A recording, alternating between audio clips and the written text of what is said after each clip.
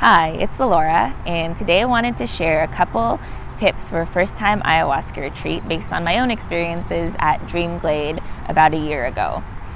And I wanted to start by saying that everyone's experience is going to be really different and very unique and personal to you.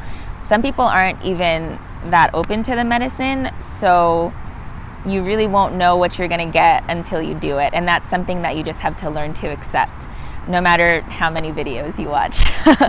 And so with these tips, I'm going to share them in the beginning, and then I'm going to go into them separately. So doing ayahuasca is a huge physical, mental, and spiritual undertaking, and that's basically what this is going to be about. So tip number 1 is to physically be as pure as possible. Tip number 2 is do a plant dieta if you can.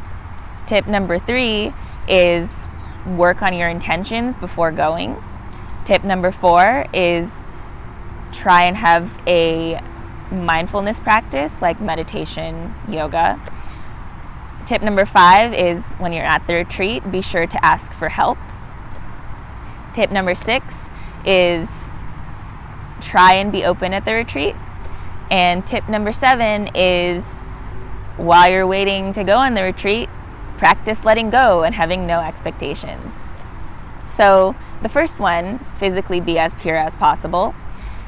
If you're going to do ayahuasca, you probably already know about the diet, and if you don't, you can look it up online. There's information everywhere about like what to eat, what not to eat, but it's basically a vegetarian diet, no red meat. Ideally, no oil or salt in your food, but for me, I wasn't really as disciplined as I probably should have been. I did go vegetarian the 2 months prior to my retreat, which I think helped a lot. I think if you can do anything, try to be vegetarian. I wasn't as good about the specific things that they say to eat, but yeah, I was eating better than I was. So, I was trying my best, and I think that the intention of trying your best is everything. So, yeah, do that. They say 2 to 4 weeks beforehand. And no sex 2 to 4 weeks beforehand. That's also part of it, due to they don't want your energy mixing with somebody else's. At the actual retreat, you can't even touch or hug other people because they want you in your own energy as much as possible without these outside influences. And especially at the retreat, you're really vulnerable, so it's like really easy to get affected by other people. But yeah, that, and no street drugs. If anything, like if you smoke weed a lot, just try your best to stop smoking weed, because apparently it doesn't work well with ayahuasca at all. And that was actually the biggest thing that I'm really glad that I did. I stopped smoking weed like 3 months before we went. But my friend Amy, who came with me, she didn't stop smoking weed, and she was kind of closed off to the medicine. Like, she didn't really experience much until her 3rd ceremony, and in between days, the shamans would try to open her up more. Like, they did this thing where they like steamed her in a bag. Here's a picture. And then they also had like a separate ceremony with her in the Maloka to open her up, which was a really profound experience for her, and it did get better. But yeah, stop smoking weed, like that's a huge one. Yeah, then the last thing is to just, if you're on like antidepressants or pharmaceutical drugs, SSRIs, like they really interfere with the medicine, so get off that. I was on this bipolar medication called Latuda, and in my correspondence with Dream Glade, they told me like to stop it at least like a month beforehand, but 3 months was preferable or something like that. I forget.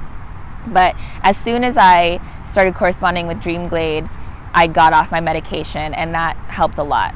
So yeah, be as pure as possible physically. And all of this is to get you to be more receptive to the medicine. So in yoga, they say that you do the poses to get you ready for meditation. And ayahuasca is basically like a 4-hour meditation where you're just sitting in the maloka, trying to open yourself to these messages that are coming in from the universe, right? And so, like everything is just to get you to that state where you can be as clear as possible to receive. And so, along with the being physically pure, the plant dieta, this is the second tip, do a plant dieta if you can. That will really help because it kind of just gets you on the same wavelength as Mother Ayahuasca. So the plant dieta is like the shamans, they go out into the jungle and then they form relationships with different plants, and then they bring that into their healing. In the Ikaros, the songs that they sing, you can actually hear them calling in these plant spirits during the night, which is really cool. And there's a lot of them, but at Dream Glade they like to start you off with Ayahuasca, which is kind of like a garlicky tasting plant. It really didn't taste bad at all. It was really pleasant actually, but they just like prepare this for you. It's just like they crush it up in water or something and you just like drink that. I forget if it was every day or on just the days that we were doing ceremony, but we drank it a lot, and I really do believe that it helped. It's kind of like you're getting to know her friends so that she trusts you more with information. That's how I see it. But yeah, other people who were there longer than we were, we only got to do Ayahuasca, but they like to change it up every week. And so other people were on like Bobinsana or tobacco, which tobacco they were saying is like a master healer. So there's kind of a progression that they take you through depending on what they think you're ready for. And if you're on a plant dieta, your diet when you go there is the very restrictive ayahuasca diet, which was kind of difficult for me because it was like all this whole food that like my body wasn't used to. But yeah, sorry, I'm just adjusting here. So yeah, like if you're not on the plant dieta, you get like salt in your food, for example. But really, like I wanted to be as pure and open and receptive as possible. So I feel like I was really rewarded for that in ceremony. So yes, that will help with the body purification process for sure. The next tip is to work on your intentions. So I'm a really indecisive person, and with a lot of chaotic thoughts happening all the time. At least I used to be. I'm getting a lot better with it now. But when I was on the plane, I wrote these 2 pages of intentions. So hold on a second. Let me see.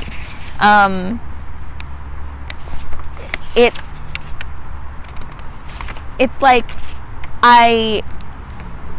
there was so much that I was working on and that I wanted to work on that I didn't know how to narrow it down. But yeah, hold on one sec. Oh my gosh.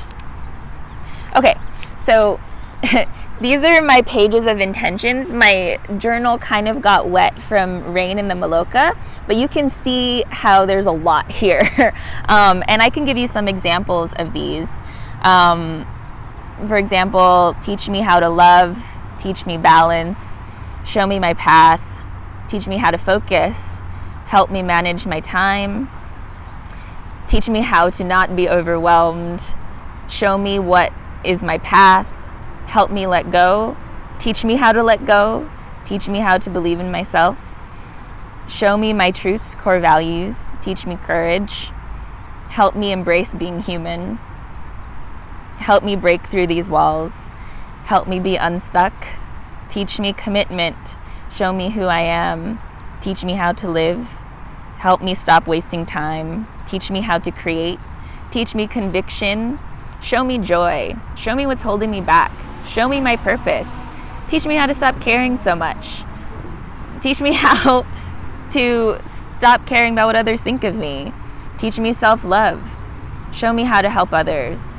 show me how to share my gifts with the world, show me my gifts, help me feel not so behind, help me make the right choices. So it's like, I was kind of going into it like with a unconscious expectation of she can help me fix all these things, and that's really not what it was at all. So I asked for a lot of help with my intentions from the people who worked there, specifically Drew and Mattia. And from the very beginning, they say that it's kind of good to have, it's sometimes good to have just more of like a general intention, like show me how to let go, which ended up being my first intention. So the intentions for my 4 ceremonies were show me how to let go, help me reclaim my power, show me what I need to see, and show me what's next.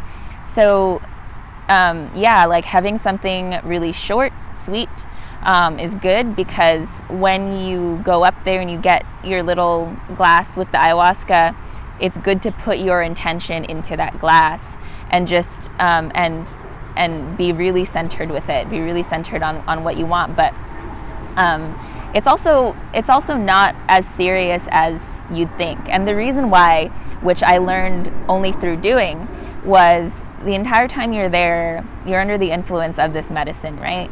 And she's kind of watching you. And it becomes very clear how these ceremonies, they kind of work in a progression too.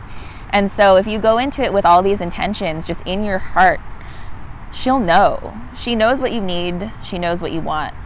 And she's going to show you these messages. And the more that you can take away from these messages while you're there, the more work you can put into that, into understanding what she's trying to show you, the intentions will become clear. It's more of an intuitive thing when you get there on what you feel is right at the time. So it is a good idea to work on these intentions, and to know why you're there, to like kind of have them in your body subconsciously, so that she knows what you're kind of working with. But yeah, like don't stress too much about it. And then the next tip, which I think is the most important one, is to work on your spiritual practice. Like work on like mindfulness, ideally yoga if you can. But the most important is to work on meditation. So yeah, like there's even a guy at the retreat that I went to who said that he put off coming to the retreat for a while, and he's glad that he did because he had the time to work on himself spiritually. And this guy, he would do like when we were preparing for ceremony, every time I would always see him doing yoga poses to get himself ready. And like I said, the thing with yoga is that it like connects you to your body in a way where you're working through these energies that are kind of stuck in you, and it moves that energy out, so it can help your mind relax when you get into meditation. And the way that, at least in my experience, the way that it worked with the ayahuasca was, as soon as I would have human thoughts, like everything would break. So for example, if I was having a vision of something, and then I would think like, oh my gosh, how am I going to explain this with human language? The vision would just disappear. So with meditation, something that Drew would always say was that all the answers are in the void.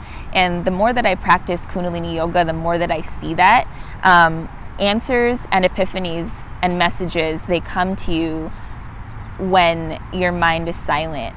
And the only way that you'll get there is by doing meditation. And so for me, I wasn't really like hardcore or anything with yoga or meditation. I was more casual about it. I did a lot of yoga with Adrian. I would highly recommend if you want to get into yoga, but you're like kind of intimidated by it, you could start with an at-home practice like yoga with Adrian. She's very down to earth. And I was doing that on and off for like 3 years. But to prepare for the ayahuasca, I did Adrian's like 30-day challenges where you do yoga every day. And, it's like 20-30 minutes of yoga a day, or you could even do like 10 to 15 minutes. But yeah, that really, really helped. And for meditating, I was really intimidated by meditating because my thoughts were always go, go, go. And in the beginning, I sucked at it, but I really started to get it when I used this app called Headspace, because it really taught me how to just be present with it and release any expectations of what I was gonna get from that. And over time, I just got it just got easier.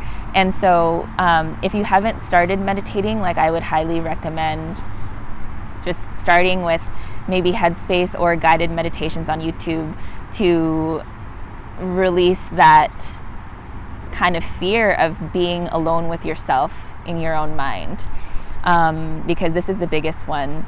It really helped to focus on breathing during the ceremonies. I was focusing on my breathing and also focusing on the Icaros to get myself out of my head. But yeah, I already had kind of like a base foundation of calming myself down. So please practice that.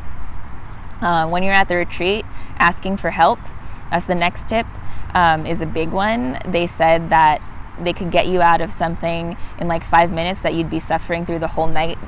You'd just be suffering through the whole night doing. And I had a lot of experiences like that. And asking for help, it's really actually taught me how to do it in life outside the ceremony too. Like, it's much easier for me to ask for help at work and to ask for help when I need it in life, because I was able to have like an extreme experience of it at the ceremony. But yeah, along those same lines of asking for help is to be open. When you're at a retreat with all these people who are also trying to work on themselves, it's especially when you're in circle the day after, like the morning after your ceremony, I think it is so important to share what you went through, because the facilitators, they comment on all these things, and they really try their best to help you see what she was trying to tell you. They, like, the shamans are both in the morning talks for the facilitators to get more clarity from them, because they're seeing what you're going through during the night also. And a lot of the times just hearing other people's stories and experiences, like, really opened up something in me. And like, you are there to learn from Mother Ayahuasca, but you're also there to learn from each other, because you really get to feel a sense of oneness with everything and nature. And to be able to be open with the people there, it like really makes a huge difference, I think. But I also understand that people are coming from different walks of life, and certain things have happened to people where sometimes you have your guard up and you can't be open, and I understand that too. But like, if you can't, then no worries. Just do your best. Just always do your best. There were actually some people there who I saw needed some help, and I kept urging them to talk to the facilitators like Drew and Mattia, and when they did, they felt so much better, and they got a lot out of their next ceremony. So it really does work. The people who work there are there to help you. They've been through it a lot. They know what they're doing. So just be open, ask for help as much as you can. And the last tip is, before your retreat, and this kind of goes hand in hand with the meditation actually, but to practice having no expectations and letting go. And I talked a little bit about this in my letting go video that I posted last week, but you can just, especially if you're having kind of like chaotic thoughts, or if you like an obsessive thought that you just can't let go, just stop and just start doing long, deep breathing. It's so simple, and we can do it anytime, but a lot of us don't, but this is a really good exercise on practicing to let go. Just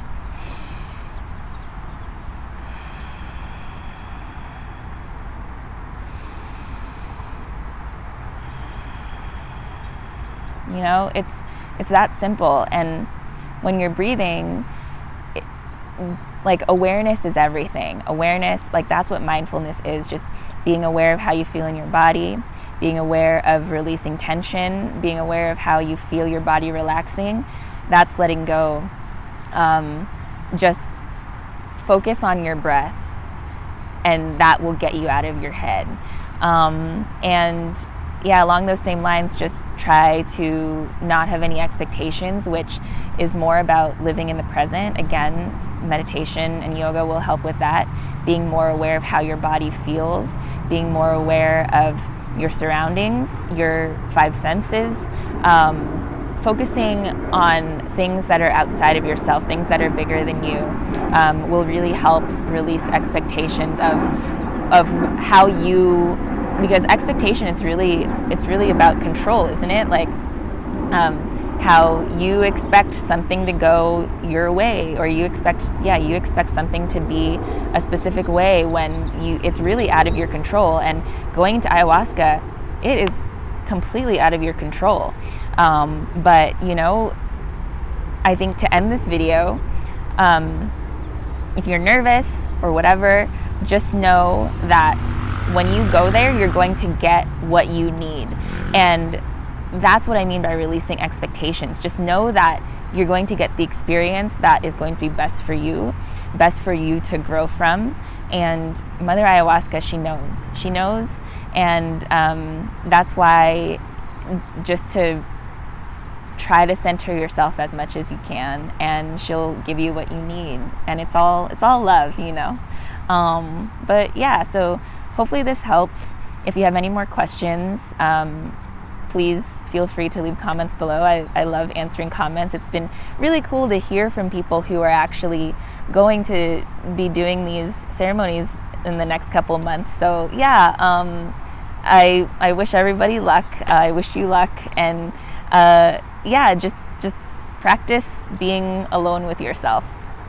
I think is the best advice I can give. Just learn how to quiet those thoughts as best as you can, and you'll be way better off for it. But yeah, thanks for listening.